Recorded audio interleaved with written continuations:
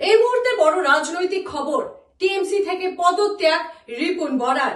Ripun Bora TMC থেকে পদত্যাগ করেছে। ইতিমধ্যে তার পদত্যাগপত্র অভিষেক ব্যানার্জিকে পাঠানো হয়েছে। তবে অভিষেক ব্যানার্জির পক্ষ থেকে তার পদত্যাগ কতটুকু গ্রহণযোগ্য হবে এখন তাই দেখার বিষয়। এই মুহূর্তে বড় রাজনৈতিক খবর, অসম তৃণমূল কংগ্রেস ত্যাগ করলেন রিপুন বরা।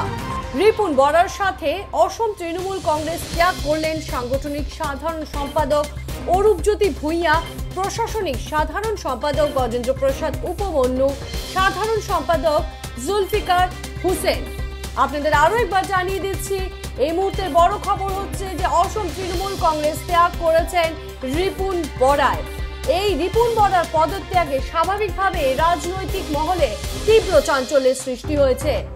রিপুন বরার সাথে দল ত্যাগ করেছেন সাংগঠনিক সাধারণ সম্পাদক অরূপজ্যোতি ভূঁইয়া, প্রশাসনিক সাধারণ সম্পাদক গজেন্দ্র প্রসাদ উপমন্যু, সাধারণ সম্পাদক জুলফিকার হুসেন। এই মুহূর্তে বড় রাজনৈতিক খবর, অসম তৃণমূল কংগ্রেস ত্যাগ করলেন রিপুন বরা। রিপুন বরার সাথে অসম তৃণমূল কংগ্রেস ত্যাগ করলেন সাংগঠনিক সাধারণ সম্পাদক অরূপজ্যোতি ভূঁইয়া, প্রশাসনিক সাধারণ সম্পাদক গজেন্দ্র প্রসাদ উপমন্যু, সাধারণ সম্পাদক জুলফিকার হুসেন। আপনাদের আরো একবার জানিয়ে দিচ্ছি, এই মুহূর্তের বড় খবর হচ্ছে যে অসম তৃণমূল কংগ্রেস ত্যাগ করেছেন রিপুন বরায়। এই রিপুন বরার পদত্যাগে স্বাভাবিকভাবে রাজনৈতিক মহলে তীব্র চাঞ্চল্যের সৃষ্টি হয়েছে। রিপুন বরার সাথে দল ত্যাগ করেছেন সাংগঠনিক সাধারণ সম্পাদক অরূপজ্যোতি ভূঁইয়া, প্রশাসনিক সাধারণ সম্পাদক গজেন্দ্র প্ৰসাদ উপমন্যু, সাধাৰণ সম্পাদক জুলফিকাৰ হুসেন। মই এতিয়া শুনক, মই এতিয়া কোনো দল বচাৰ কথা অহা নাইকিয়া।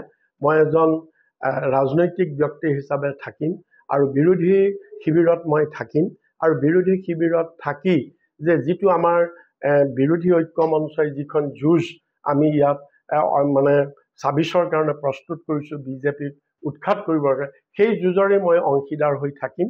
মই বেলেগ দলত যোগদান কৰাৰ বিষয়ে এতিয়ালৈকে মই কোনো চিন্তা কৰা নাই, কোনো সিদ্ধান্ত লোৱা নাই।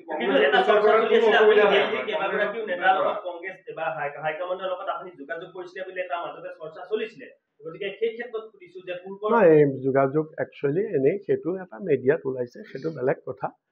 যোগাযোগ মই তেনেকুৱা কোনো ধৰণৰ যোগাযোগ হোৱা নাইকিয়া।